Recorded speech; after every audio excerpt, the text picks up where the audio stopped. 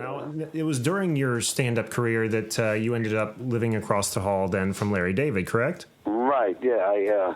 I moved into this building that was a sort of an experiment. It was a housing project subsidized by the government for performing artists. That sounds dangerous. Yeah, it was quite a fluke. And I got in here as a comedian. I still live here. And Larry lived on the 24th floor. I lived on the 4th floor.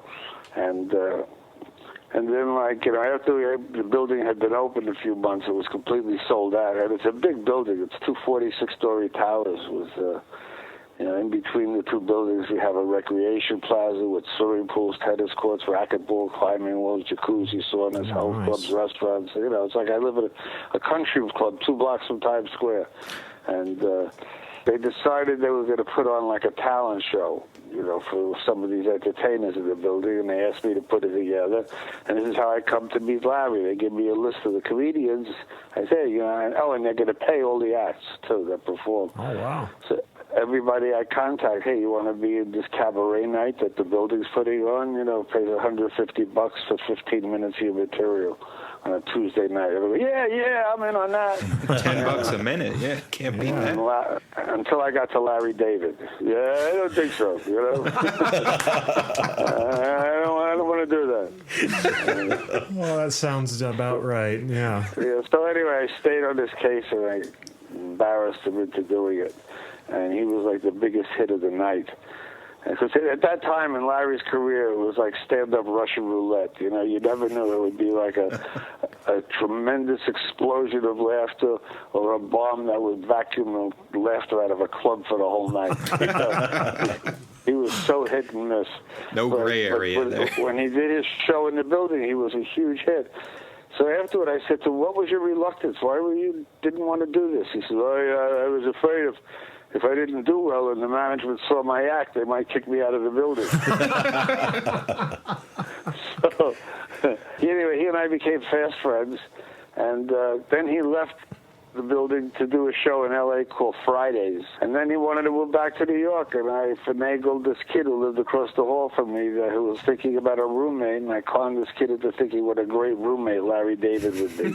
And that kid curses your name to this day, I'm sure. No, actually, he never had to live with Larry, because he ends up getting the job of this kid. His name was Christopher Brenner. He's 27 years old. He's a graduate of an acting school in Sacramento, California. Came to New York with the ambition of him making it as a New York theater actor. In the 3 years he's living in New York, the most money he ever made in a year was maybe $1,100. Wow. 90% of his income comes from office temping, So, but the thing is, he's 27 years old. He doesn't look a day over 15. He's like 5'3". He never grew a beard. Looks like a little kid. This is it. The truth. Gets the job as the token white teenager on Japanese Sesame Street. Okay? Wow. Honest to God, he moves to Tokyo. He loves Asian women and hasn't been seen since. No kidding. He is living the dream. Wow. Yeah, and Larry ended up living right across the hall from me, just like it looks on the Seinfeld set. And he was there about 5.5 years, and that's when a lot of adventures and things we went through together ended up as stories on Seinfeld. So what was you and Larry's friendship like compared to that of Jerry and Kramer's on the actual show? Well, it was very similar. I mean, we were like roommates. We lived across the hall from each other, but we never locked our doors. We would walk in and out of each other's lives. Some things are like distorted. For instance, on the show, Kramer's always coming into Jerry's house for food. In real life, it was Larry entering my house for food. I always have a lot of food in the house, all kinds of desserts and ice creams. And, Larry in his refrigerator was like a half a can of ginger ale and like a lemon. A lemon. Or maybe a tuna fish sandwich from a couple of days ago. All the makings of a great meal there. Yeah, right. Everything Larry ate, he picked up a phone to order. He went to a restaurant or across the hall to Kramer's. And, but like I tell you, Larry is the kind of guy that is very self-conscious that God forbid someone should think he's taking advantage of him. So to this end, he insisted that he had to pay for every morsel of food he ever ate in my house. And I said, Larry, It's my pleasure to feed my friends. You know, I don't want your money. Just enjoy yourself. Relax. Hey, Kramer, if I take food and I don't pay for it, I'm not going to be comfortable taking it, and I won't be able to take it. So, you know. So anyway, what he had this index card on my refrigerator door, and everything he took to eat, he'd estimate the value, and 2 Oreo cookies, 20 cents, a quarter glass of milk, 15 cents. And then, about once a month or so, the index card would be filled, and I'd walk in the apartment, there'd be like, $9 on my table, and the new blank index card. This went on for 5 years. So when the show went on the air, he asked me for some suggestions of things, and I said, Larry, remember that list you used to keep on my refrigerator door? I said, I bet that'd be a good one. He goes, yeah, Kramer, that's gold. Well, I never mentioned it again to him. 7 years later, Kramer's keeping a list in Jerry's house of everything he's going to take to eat. Hey, Jerry, I put it on the list. I took a half a can of Coke. There's no half a can. You open a Coke, you own the whole can. Yeah, you buy the whole can. Oh, that's great. So some other situations like that I wanted to ask you about, whether they'd be fictional or drawn from real life. One was your apartment layout. Is your apartment at all like what was on the show? Well, in terms of it was like the last two apartments at the end of the corridor facing each other. That it's an actual depiction, but the activity on the show is all happening in Jerry's house. In real life, it was all happening in my house. I see. That's where people were coming in and out. That's where we're having parties. So that part is kind of different. The food was also different. I had food. He never had food in his house. And, but a lot of things that ended up happening, who knew, like, that they would be depicted in a show seen in 90 countries by, hundreds of millions of people. I mean, I never dreamed the world would find out there was a week there I was planning to build levels in my apartment. Awesome. Now, I've got to ask this. Is there really a Bob Sacamano? Well, Bob, a lot of the characters, the names of characters are actual people, friends of Larry's, colleagues of Larry's, friends of writers.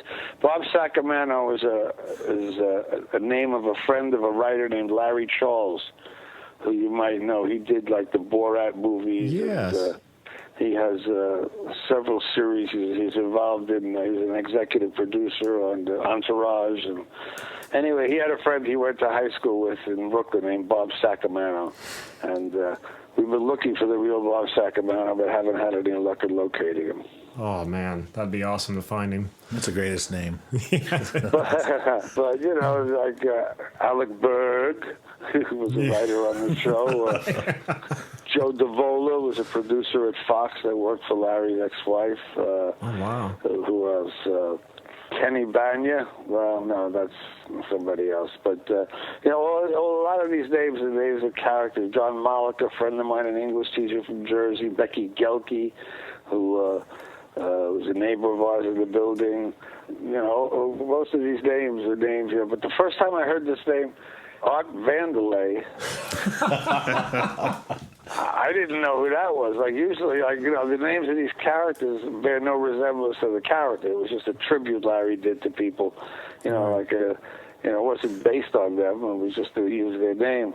So, and I knew most of these names. I get a kick out of it, particularly with my friend John Mollica, who's an English teacher in Jersey, and he used the name John Mollica in an episode called The Pez Dispenser. Oh, yeah. And John was a high school English teacher. All the students would say, "Hey, Mr. Mollica, your name was mentioned on Seinfeld." And he'd go, I know. But Joe awesome. Davola, I said, "Larry, who the hell is Joe Davola?" He said, "I made it up." Oh, really? He liked it so much he used it a number of times, if you recall. Oh, absolutely. George is trying to extend his unemployment benefits, and the employment council is trying to kick him off unemployment insurance. He said, "You kidding? I've been looking for work. I had a big interview with Vandelay Industries. They're in the latex business. They're huge." Oh man, crazy Joe Davola. Yeah, that was awesome. One more thing I have to ask you, if it was actuality or just fictional, did you ever put a screen door and chimes on your apartment door? No, they wouldn't let me do that. But you wanted to. I thought you were going to ask me if there was a contest. Okay, well, hey, you brought it up. I'm certainly curious, yeah. There actually was a contest. Really? Wow. Yes, there was a contest. For those of you listeners that aren't aware of it, a contest is the episode where the cast makes a bet who could go the longest without treating their bodies as amusement parks. All right? That was the euphemism that they used.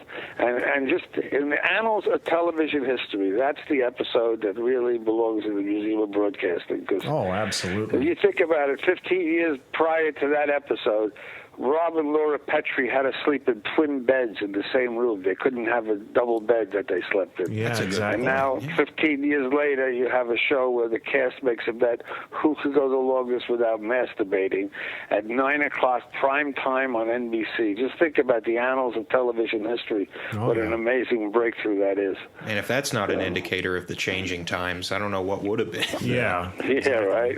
Yeah, what was it like the Brady Bunch? They weren't allowed to show toilets in like any of the bathroom scenes. Right. So yeah, Right. that's crazy. I was just amazed that it got on the air, but it was so funny, and they never used the M word, and it got on the air. It was amazing.